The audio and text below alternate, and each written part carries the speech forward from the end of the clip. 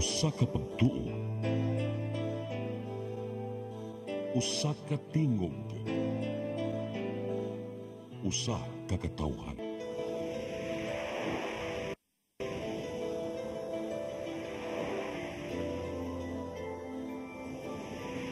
Cebu Catholic Television Network.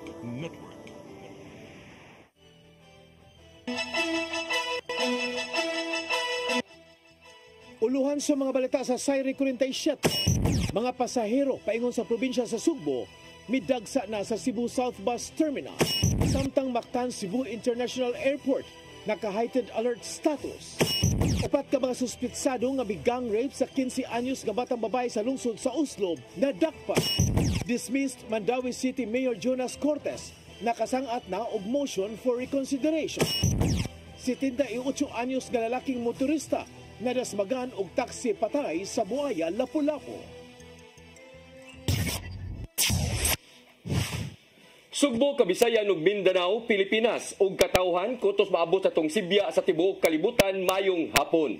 Live kita karon sa CCTN Channel 47 ug kini ang tulumanon sa nag-unang kasayuran nga angay natong masayran. Ako si Dennis Tabar. Tulumanon sa patas ng mga balita ug opinyon. Ako si Danica Cabalias. Kini ang Sayre 47.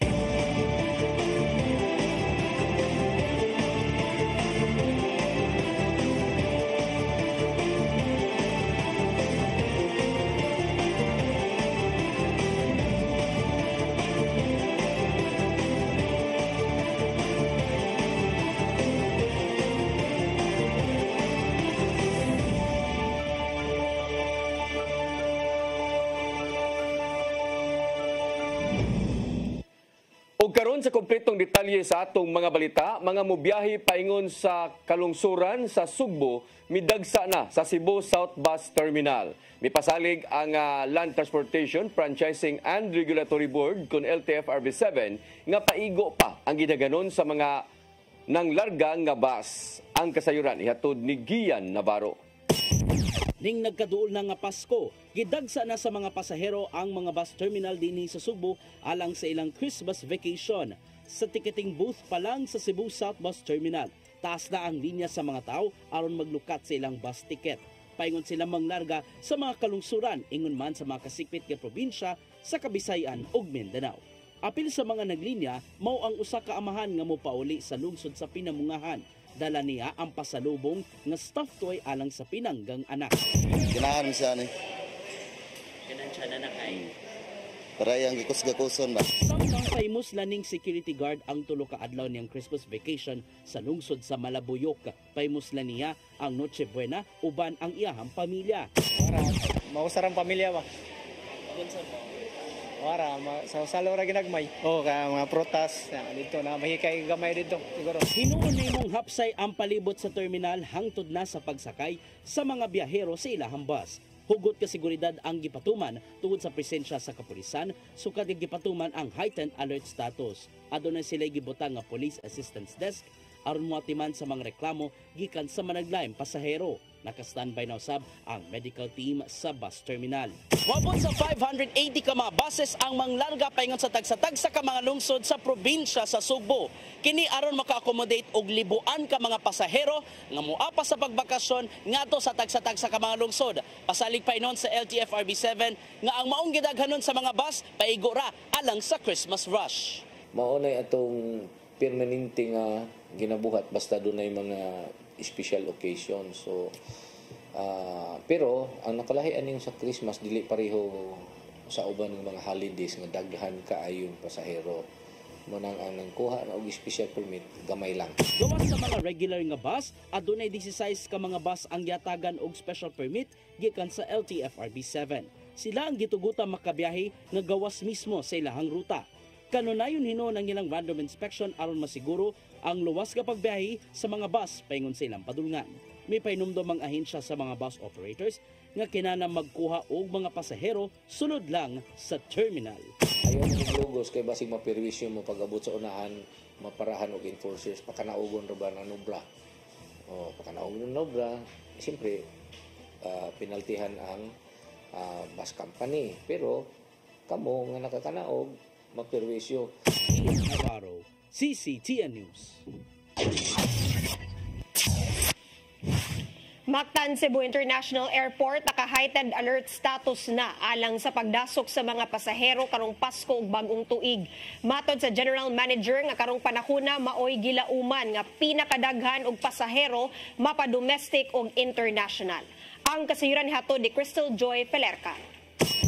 Naka-heightened alert status na ang Mactan Cebu International Airport tungod sa gilaumang pagdasok sa mga pasahero karong duha na lang kaadlaw sa dili pa ang Pasko ug nagsingabot nga bag-ong tuig. Matod ni General Manager Julius Neri sa MCIA nga ang Christmas season mao'y pinakadaghan og pasahero tungod kay taas ang oras sa bakasyon ug ang uban maghuwat pa sa sinulog. Christmas, you get an uptick in both domestic and international, plus the school holiday nga taas po. Now some come home closer to Christmas and they will stretch until sinulog. Ang heightened alert status sa MCIA mula na't hangtod sa Enero 3, tuig 2025. Sigun pa ni General Manager Neri nga anda mang airport sa pagdasok sa mga pasahero. Sama sa naandan, aduna gihapoy mga help desk assistants nga gibutang sa Terminals 1 ug 2 aron nga matabangan ang kadtong mga first-time travelers. Ana usab ang nagkadayang ehensya alang sa hugot nga seguridad ug ang medical team para sa pagtubag sa mga emerhensiya. Sa pagkakaron, hapsay ra ang MCIA ug wala ra sila'y nasinati nga mga kakulian. Karuguyag lang, so far we haven't had any major problems. So we're confident that whatever comes, we will be able to handle properly. And we can give our passengers the best service possible. Sagad nga modasok ang mga pasahero ana-ana sa alas 10 sa gabi hangtod sa alas 2 sa kadlawon tungod kay barato ra ang mga flight sa maong orasa. Sa datos sa MCIA, niabot na sa 10.8 milyon ni adtong Disyembre 20 ang ilang mga pasahero. Gipanglantawan ni General Manager Neri nga moabot og 11.5 milyon ang mga pasahero igo nga mahuman ang tuig 2024 nga 20 to 30% nga pagtaas sa nilabay nga tuig.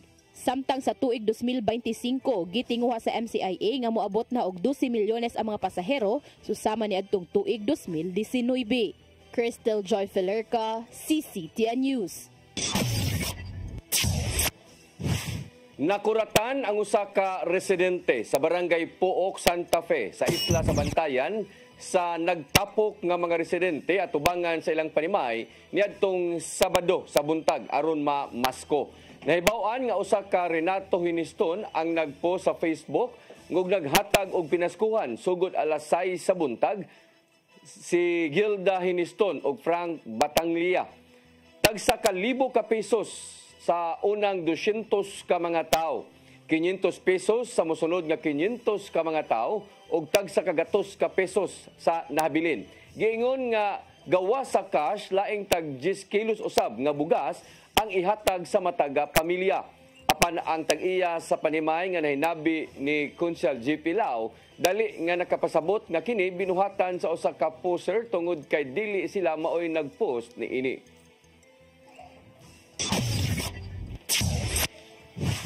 Cebu Archbishop Jose Palma mipainomdom sa mga Katoliko nga dili angayang ipadaplin ang mga grasya taliwa sa giatubang nga suliran.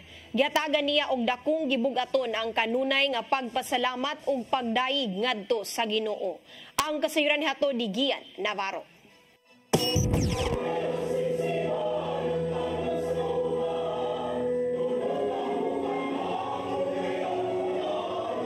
Ipanguluhan ni Cebu Archbishop Jose Palma ang Misa de Gallo niadtong Sabado sa kadlawon sa CCTN Holy Family Oratory.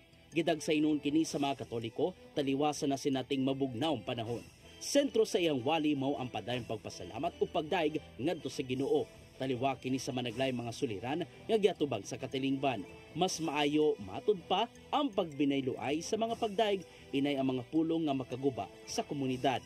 We focus on this because here we are reminded of how precious, how important our disposition and the words that come from our lips, that spring forth from our hearts, and of course are expressed in our words.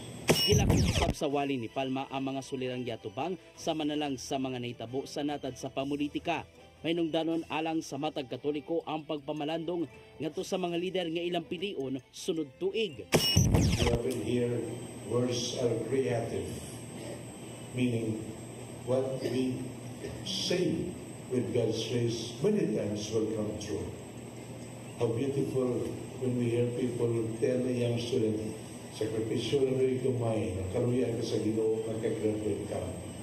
Apan bisan pa man ang hangpon sa matag usa ang grasyang nadawat magamay man o dako hayan dili kini ipadaplin og mas mayong i-appreciate kini sanglit hinatag man gyud kana gikan sa himog sumbatang Hesus. We should not take for granted the blessings that we have received. No? Mao nga saya ato na nakita problema pero nakalimutan nato ang grasya. So pasalamatan nato Ginoo sa mga grasya and let's try to do what we can to solve the problems. Sa laing nanawagan si Pope Francis sa iyang mga sakop nga ihunong na lang ang pagpanglibak sa isig kaingon.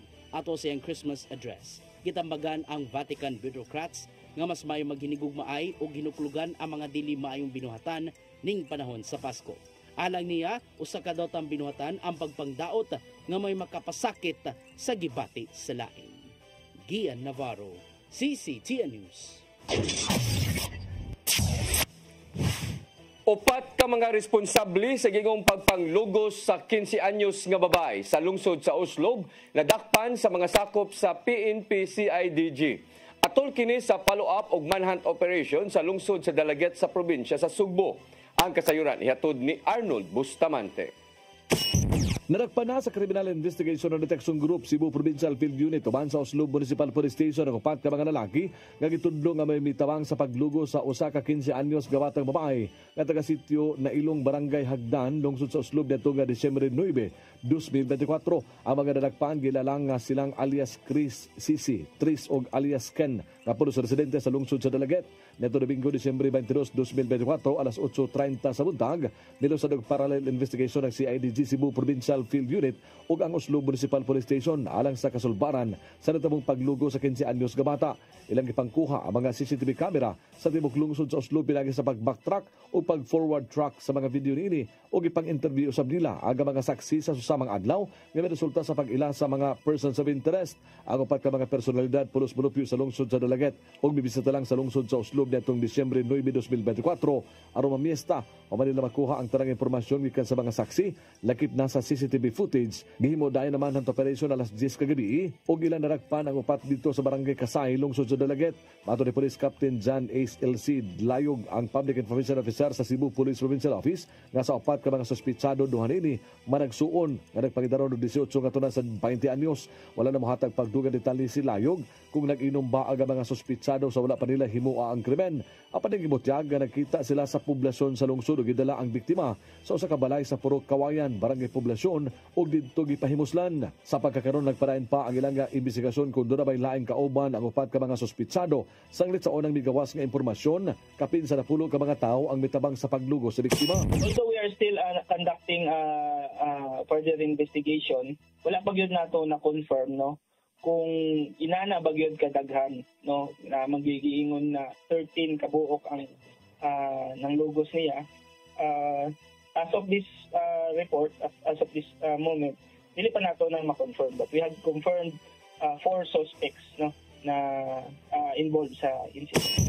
Kapin sa duha ka mga saksi ang mihatag na upamahayag sa Oslob Municipal Police Station ug sa CIDG-7 nga mao'y nagpalig-on silang kaso nga ang upat maogyud ang responsable sa pagpanglugo sa bata. Giandam na ang kasong statutory rape and homicide batok sa mga suspitsado samtang gipaubos na sa background investigation ang upat kung doon pa ba sila laing nga mga kaso nga giatubang gawa sa krimen nga ilang gihimo sa 15 anyos.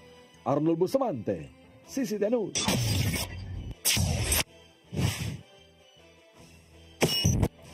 Mosunod, dismissed Mandawi City Mayor Jonas Cortes nakasangat na og motion for reconsideration. Kadaog daghan pa mga balita sa pagbalik sa Sayri 47.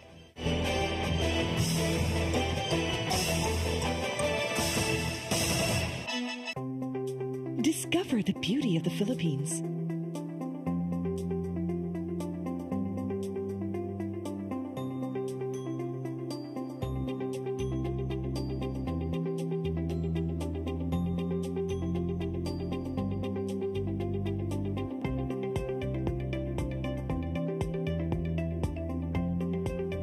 with Philippine Airlines, the country's flag carrier.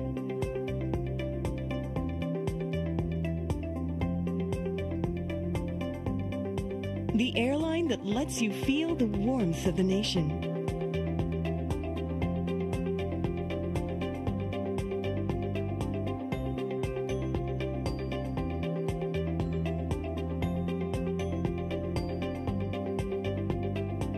Mabuhay!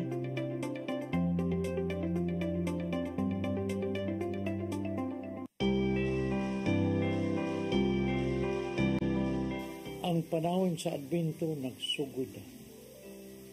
Gisugda na sa simbahan ang pagpangandam. Apan, igsuon. Kita usab angay mangandam, alang nining pag-abot sa atong Ginoong Hesus. Isalikway ang kayugot, ipakita ang gugma alang sa tanan, ug pakigdait. Kay mo kana ang mensahe sa Pasko. Puno sa paglawom sa kaluwasan, puno sa kadasig ug gugma. Atong paharion si Jesus sa atong mga kasing-kasing. Kay siya mong hinungdan sa atong pagsaulog. Uban sa akong banay, sa Oasis of Love, sa CCTN, ug sa sinisibo. Kini ang inyong Tatay Dodong ngayon. Merry Christmas and a prosperous New Year. Shalom.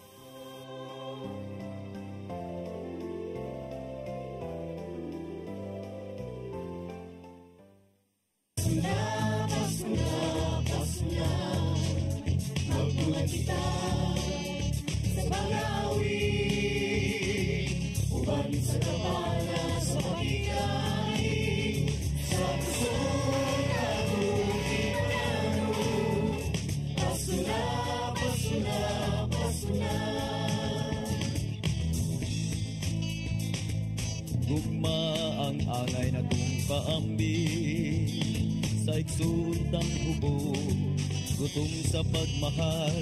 Kay kaniya mo lang mapatayag kung sa'y kahulugan sa Pasko. Ito sa pasungan nagpagkatao ang atong Ginoo.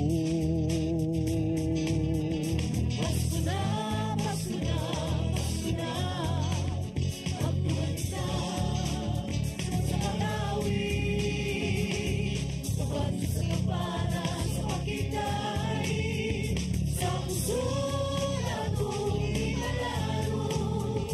Pasko na, Pasko na, Pasko na, Pasko na, Pasko na, Pasko na, magtuhan ka sa panawi, ubat sa kapana, sa pakitay, sa puso na kong inalaro. Pasko na, Pasko na, Pasko na, Pasko na, Pasko na, Pasko na,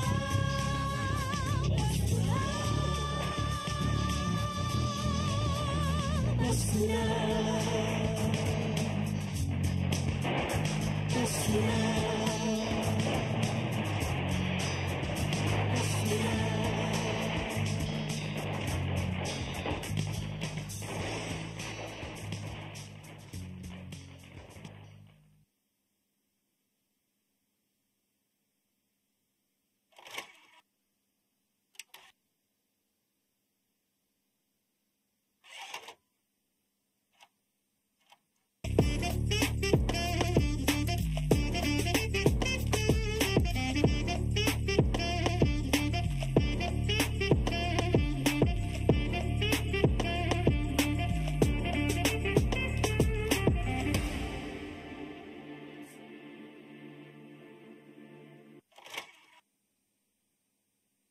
Your path to a new start. Nutrition. Exercise and elimination. Water. Sunlight. Temperance. Air. Rest and recreation. And most of all, Trust in God. Learn from our doctors. Be blessed by the testimonies of our overcomers. Ang inyong programa programa. Alam sa may sakit, walay sakit, ug dili ganahan magkasakit. OzoneMed Wellness Clinic New Start. Napapanood every Saturday 8 to 9 a.m. Og ang replay airing matag Miyerkules 1:00 hangtod 2:00 sa hapon. Dinhilang sa CCTN Channel 47. New Start, OzoneMed Health and Wellness Talk.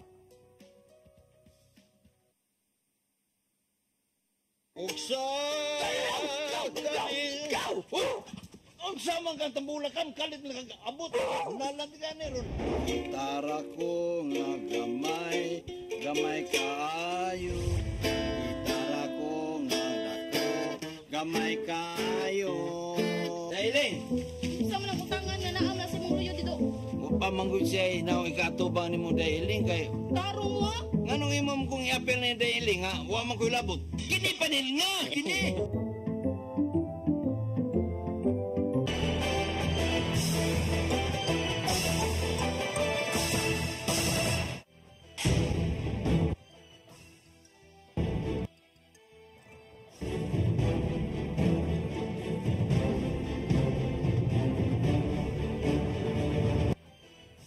Balik sa atong mga balita, dismiss Mandawi City Mayor Jonas Cortez nakasang-at na og motion for reconsideration kabahin sa pagkansilar sa iyang Certificate of Candidacy ngadto sa Comelec.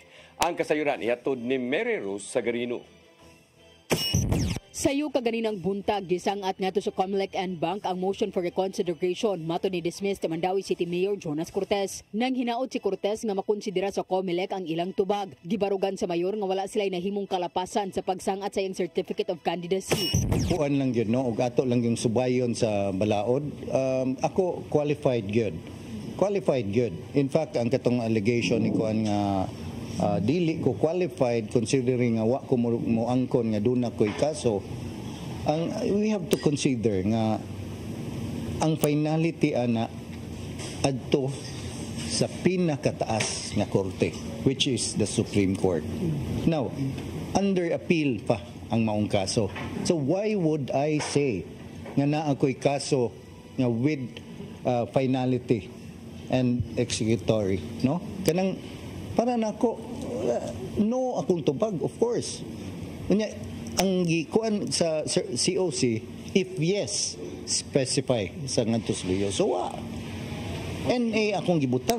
Niadtong Miyerkules, gikan sila sa Commission on Elections 2nd Division ang COC ni Cortez alang sa 2025 midterm elections tungod sa material og false representation. Kini nagsumikad sa petisyon sa abogado nga si Ervin Estandarte. Kinsa ni pasangil nga si Cortez nakahimo sa misrepresentation. Pinaagi sa gibutang sa iyang COC nga siya kwalipikado alang sa katungdanan nga iyang gitinguha nga mapili og pagmarka sa iyang COC og NA o not applicable sa mga detalye kabahin sa kasong giatubang. Gitataw ni Estandarte nga si Cortez kinsa ni sumiter sa iyang COC ni atong Oktubre 4 toyong mihimakak sa pagbutyag sa iyang dismissal case sa Ombudsman diin siya gipahibaw ni adtong Oktubre 3. Pasangil ni Cortez nga iyang kaatbang sa politika ang nagpaluyo niini nga nigamit matud pa sa ilang mga koneksyon.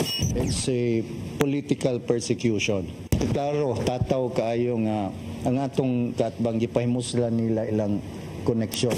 Nagpasalamat usab siya sa iyang mga supporters sa padayong pagsuporta ug pagtuo kaniya. Mary Rose Sagarino, CCTN News. Cebu City Mayor Raymond Alvin Garcia nakasabot o galing dili maapas ang pagpasar sa 2025 annual budget. Sumapa niya magamit gihapon ang pondo alang sa Sinulo Grand Parade gikan sa reenacted budget. Ang kasayuran hato di Gian Navarro. Nasabtanda ni Mayor Raymond Alvin Garcia kung dili man maapas sa pagpasar ang 2025 annual budget sa dakbayan sa Sugbo sa dili pa mahuman ning tuiga. Sumapa ni Mayor Garcia nga gilaumang mapasar ang gipangayong 17.9 billion pesos nga budget sa special session karong Disyembre 27. Apan maapikira kung ugaling dali-dalion ra sa pag-apas, ilabi na nga kinahanglanon ni Garcia nga sukit-sukiton ang matag detalye kung asa man ang aprobahan o i-veto. Kung dili man maapas, gamiton lang una ang reenacted budget sa dakbayan sa tuig 2024. Ilabi na nga ana sa maintenance and other operating expenses kung MOOE ang gastuhanan alang sa Sinulo Grand Parade. Kani mga recurring expenses no under the MOE like Sinulo, which is every year, that's not so much a problem. Kaya ni-reenact mo ang this year's budget mo imong gamiton for 2025. I don't see that as a problem. Daan ang gihangyo sa mayor ang konseho sa syudad nga dalion na sa pagpasar ang budget gabagamit sunod tuig. Hinuon nakita usab ni Garcia nga dugay-dugay ang nimong pagpalabang sa annual budget ngadto sa konseho. Tuod kay kinahanglan usab nga hashason sa matag sakop sa konseho ang matag detalye sa gipangayong pondo. So, we'll see. I don't want to second guess. We'll wait on the 27th when they deliberate. O pila gyud ang ilang mahatag. Monghangyo niya sa mga ana sa konseho, dili sa gulan og pamulitika ang pagpasar sa pundong gamiton sa city government sunod tuig. Gian Navarro, CCTN News. Pipila ka mga residente sa Barangay Tangke, siyudad sa Talisay, nagrally atubangan sa Department of Environment and Natural Resources Office dinhi sa Rion 7 diha sa Barangay Banilad, Mandawi. Dili gusto ang mga residente nga ipadayon ang pagtukod og oil depot diha sa ilang lugar. Ang kasayuran ihatod ni Mary Rose Sagarino.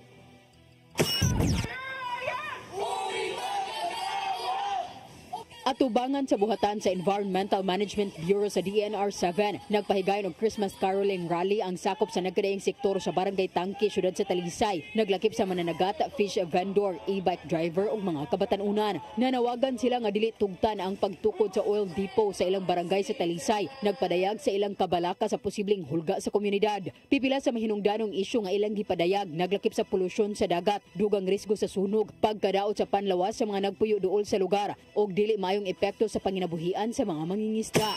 Ay may layom sila nga bawalan mig 200 meters sa ilang ugbok na diha sa kuan ba? Transil. Bawalan daw duol ana. Lisod na kayo manakat mi. Ito po na, asa mo manakat? Kung ato mi sa tabok, idilim sa dakpon sa mi to. Mo nang mubabag jimi diha. Pinto nga makatungod sila ba? Moabot sa 170 ka mga mangingisda ang miyembro sa mananagat sa Talisay Pamo Association kun matpa.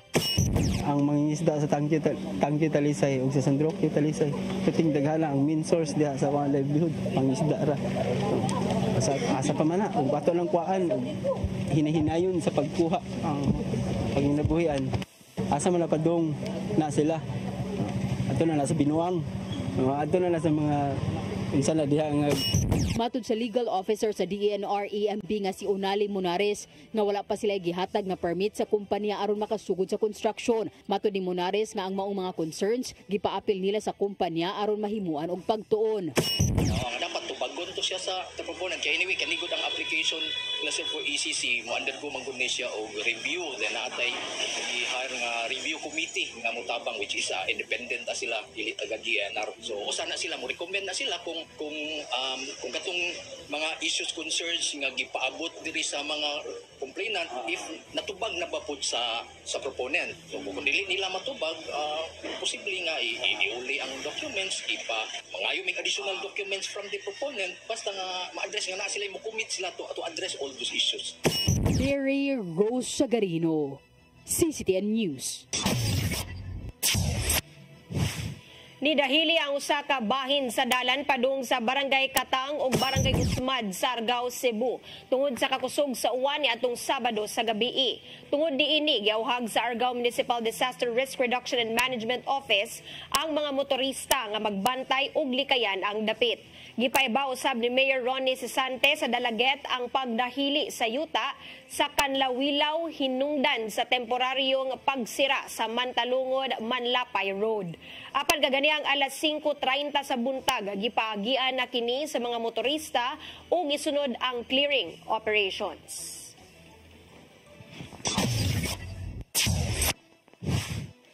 Nagpabilin o ga-accounted pa ang 61 million pesos nga pundo sa Metropolitan Cebu Water District. Kini mo giklaro ni General Manager Edgar Donoso sukwahi sa report sa Commission on Audit nga nawa na ang maong kantidad. Dugang ni Donoso nga nagagikan ang pasangil sa dugay nga pag-record sa mga pundo.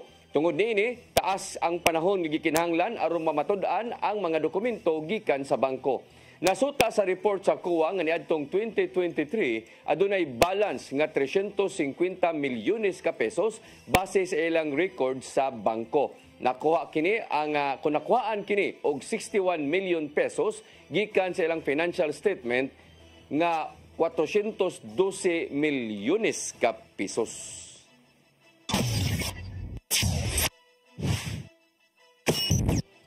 Mosunod, 78 anyos nga lalaking motorista nadasmagan og taksi patay sa Buaya, Dakbayan sa Lapu-Lapu. Kana og daghan pa mga balita sa pagbalik sa Sayre 47.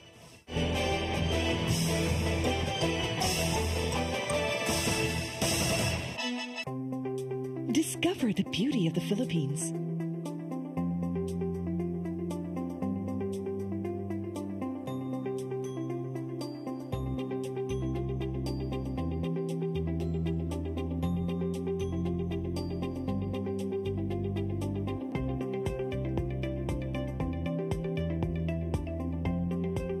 With Philippine Airlines, the country's flag carrier.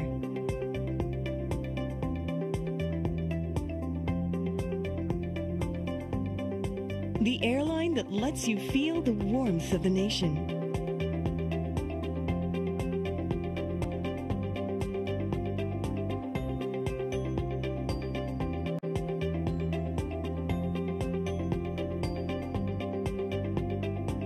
Mabuhay!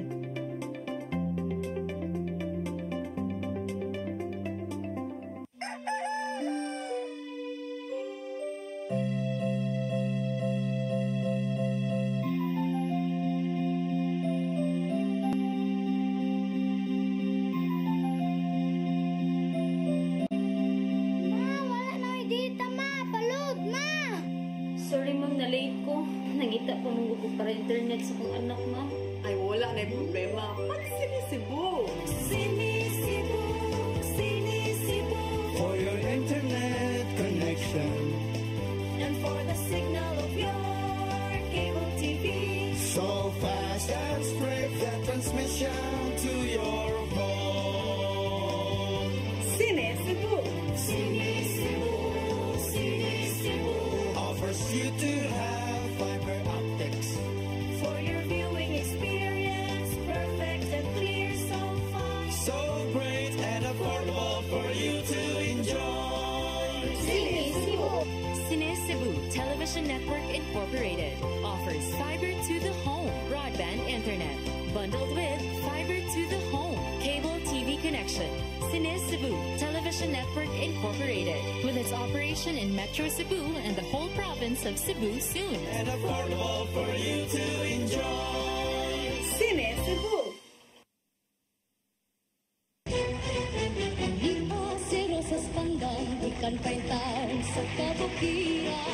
Sharon Reyes, lumad ginagang Parcar Cebu. Nagsugod og awid sa edad nga 2 anyos o nagsugod og salmot sa mga singing contest dihang 7 anyos pa lang.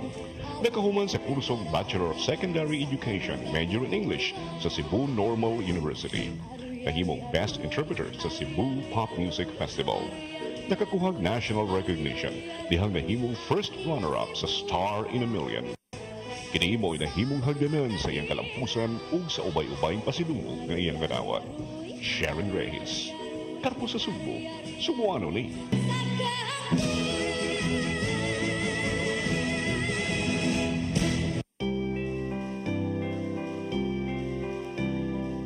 Ang panahon sa Adbento nagsugod na. Isugda na sa simbahan ang pagpangandam. Apan, igsuon. Kita usab angay mangandam alang nining pag-abot sa atong Ginoong Hesus. Isalikway ang kayugot, ipakita ang kugma alang sa tanan, ug pakigdait. Kay mo kana ang minsay sa Pasko. Puno sa paglawom sa kaluwasan, puno sa kadasig ug gugma. Atong parion si Jesus sa atong mga kasing-kasing. Kay siya mong hinungnan sa atong pagsaulog. Uban sa kong banay, sa Oasis of Love, sa CCTN, o sa Sinisibo. Kini ang inyong Tatay Dodong ngayon. Merry Christmas and a prosperous New Year. Shalom.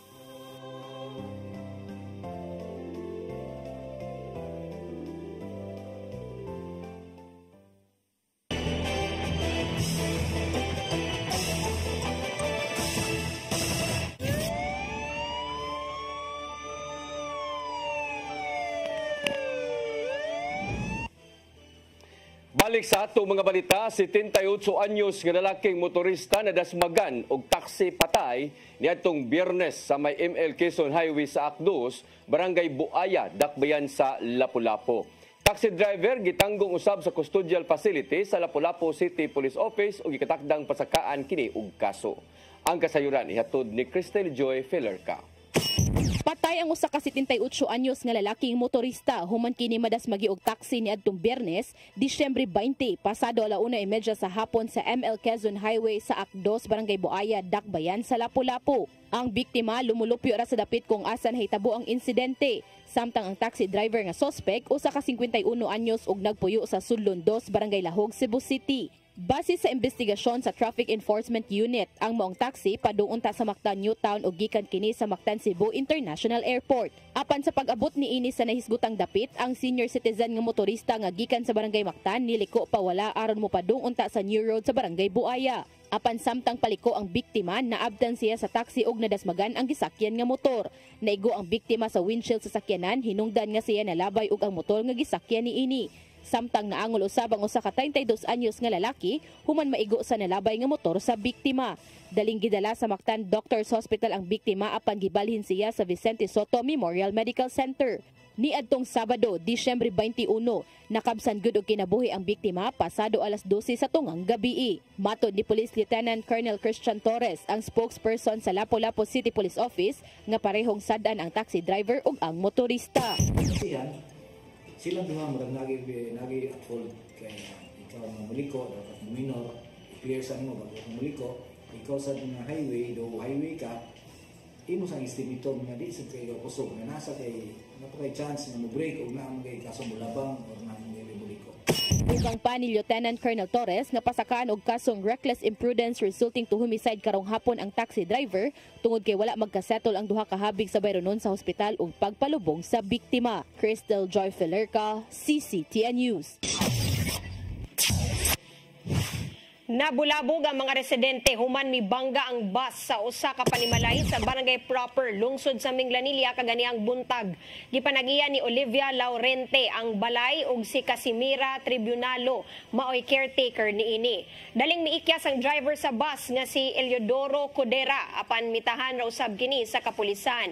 Giangko ni Codera nga kusog ang iyang dagan tungod sa pagukod usab sa laing bus paingon sa Carcar City.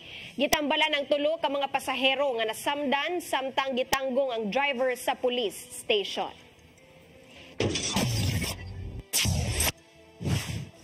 Moabot sa 4 og tunga ka kilo nga gituoang shabu ang nasakmit sa iniusang buy-bust operation sa Mandawi City Police Office ug sa PDEA 7 diya sa may M. Lugarta Street, Barangay Subang Dako, Dakbayan sa Mandawi natong Biyernes sa gabii. Nasakmit gikan kang Ken Kirk Kalungi Punsika alias Kirk ang 29 anyos nga taga Sawang Calero ang drugas nga bukatidad og 30.6 milyones ka pesos.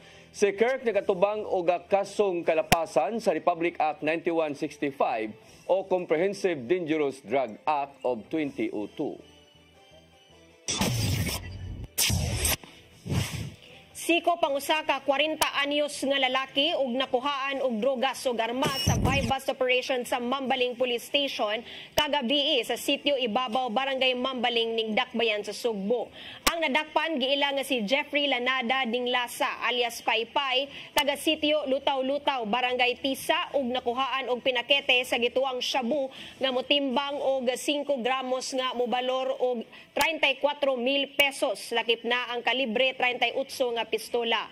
Kalapasan sa Comprehensive Dangerous Drugs Act og illegal nga paghupot og armas ang ipasaka nga kaso sa Mambaling Police Station, Batok sa Dinakpan. Mo kadtong naglangkob sa atong mga balita sa Sayre 47, ako si Dennis Tabar. Sa atong Christmas countdown, duha ka adlaw na lang sa dili pa ang Pasko. Ako si Danica Caballes, sangtod ugma sa inyong paboritong tulumanon. Sayre 47.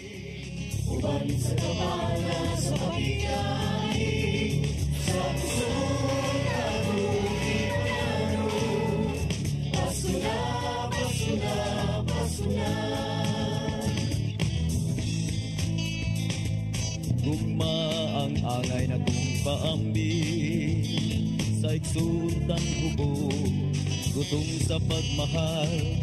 Kay kaniya mo lang mapatayag, usay kahulugan sa Pasko. Ito sa pasungan nagpakatao ang atong Ginoo.